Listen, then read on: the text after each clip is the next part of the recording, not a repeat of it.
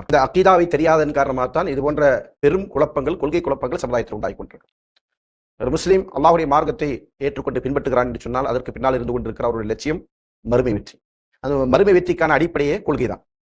முஸ்லீமிற்கும் முஸ்லீம் அல்லாதவர்களுக்குமான பாரிய வேறுபாடை உண்டாக்கக்கூடிய அடிப்படையான அம்சம் கொள்கை தான். இந்த கொள்கை விஷயத்தில் கூட பிற வணக்கங்களோடு பிற வழிபாடுகளோடு சமரசம் செய்யக்கூடிய நிலைகள் முஸ்லீம்களிடத்தில் உருவாகிருக்கிறது என்று சொன்னால் அதற்கு என்ன காரணம்? கொள்கையை பற்றிய அறிவில்லை என்பதுதான். எனவே இந்த கொள்கை என்பது மிக மிக அவசியமான ஒன்று என்பதை இந்த சமுதாயம் புரிந்து கொள்ள வேண்டும். இந்த கேள்வி பாத்தீங்கன்னா, அக்கீதாவை நீங்க முக்கியத்துவப்படுத்துறீங்க, அக்கீதா சார்ந்த கொள்கை சார்ந்த விஷயத்தை படிக்க சொல்றீங்க. இன்னைக்கு பாத்தீங்கன்னா ஒவ்வொரு கூட்டமும் தாங்க தான் சரியான கொள்கை இருக்கிறோம்னு சொல்லி தான் மக்களுக்கு மத்தியில் பிரச்சாரமே செய்யறாங்க.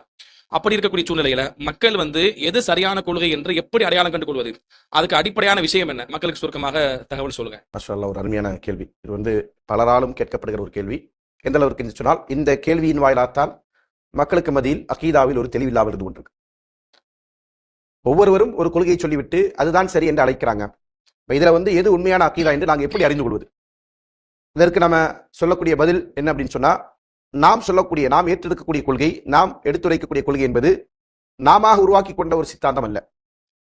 நாம் என்ன கொள்கை என்று நம்முடைய கொள்கையா பிரகடனப்படுத்துகிறோமோ அது அல்லாஹ்வின் தூதர் ஸல்லல்லாஹு அலைஹி வஸல்லம் அவர்கள் சொன்ன கொள்கை.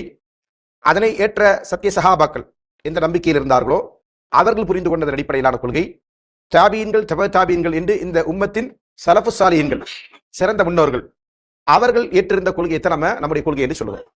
இதற்கு ஒரு உதாரணம் சொல்ல வேண்டும் என்று சொன்னால், நாம அகீதா நூட்களாக எடுத்துக்கொள்ளக்கூடிய புத்தகங்கள், இமாம் அஹ்மது பின் ஹம்பல் ரஹ்மத்துல்லாஹி அவர்கள் எழுதியிருக்கக்கூடிய உசூல் சுன்னா, இமாம் பர்பஹாரி ரஹ்மத்துல்லாஹி அவர்கள் எழுதியிருக்கக்கூடிய ஷரஹ் சுன்னா, அதே போன்று இமாம் லால்காய் ரஹ்மத்துல்லாஹி அவர்கள் எழுதியிருக்கக்கூடிய இஅ்திகாது அஹ்லி சுன்னா வல் ஜமாஅ என்கிற நூல், இது போன்று இந்த சமுதாயத்தின் சிறந்த முன்னோர்கள் என்று அறியப்பட்டவர்கள் எழுதிய தொகுத்த நூல்களைத்தான் நாம் நினைக்கிறோம் சரியான அகீதாவிற்குரிய நூல்கள் என்று சொல்கிறோம்.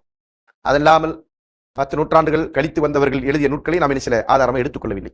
அதே போன்று இந்த சமுதாயத்தின் முன்னோர்களும் பின்னோர்களும், முந்தியவர்களும் பிந்தியவர்களும் வழிகேடர்கள் என்று எந்த சமுதாயத்தை அடையாளப்படுத்தினார்களோ அவர்கள் தொகுத்திருக்கக்கூடிய அகீதாவை நாம் ஏற்றுக்கொள்ளவில்லை. அப்படியானால் இதிலே நமக்கு தெளிவு கிடைத்து விட்டது, எந்த அகீதா சரியானது. 14 நூற்றாண்டுகளில் இருக்கக்கூடிய எந்த ஒரு சமுதாயமும் அவர்கள் நேர்வழியில் இருந்தார்கள், ஆனால் சஹாபாக்குடைய கொள்கை தவறு என்று சொல்ல மாட்டார். இப்ப நாம அழைக்கிற கொள்கை எதை நோக்கி? சஹாபாக்கள் என்ன கொள்கையில் இருந்தார்களோ அந்த கொள்கையின்பால் வாருங்கள் என்பதுதான் இந்த ஒட்டுமொத்த உம்மாவிற்கு நாம் விடுக்கக்கூடிய அழைப்பு. அதுதான் நேர்வழிக்கான அளவுகோல், அதுதான் சத்தியத்திற்கான அளவுகோல். அப்ப அந்த கொள்கையை தான் நாம் ஏற்றிருக்கிறோம், அந்த கொள்கையின்பால் தான் மக்களை அழைக்கிறோம். வேறு கொள்கையின்பால் நாம் அழைத்தோமேயானால் நீங்கள் சொல்லலாம், இது ஆளாளுக்கு ஒரு கொள்கை, நீங்க உங்க சௌகரியத்துக்கு உங்க கொள்கையின் பக்கம் அழைக்கிறீங்க என்று சொல்லலாம். நம்ம அப்படி எதுவும் நம்முடைய சுய விருப்பத்தின் அடிப்படையில் அல்லது நாம உருவாக்கி கொண்ட ஒரு கொள்கையின் பக்கம் மக்களை அழைக்கவில்லை. எது ஸலஃபுடைய கொள்கையோ அந்த கொள்கையை தான் நாம் அழைக்கிறோம்.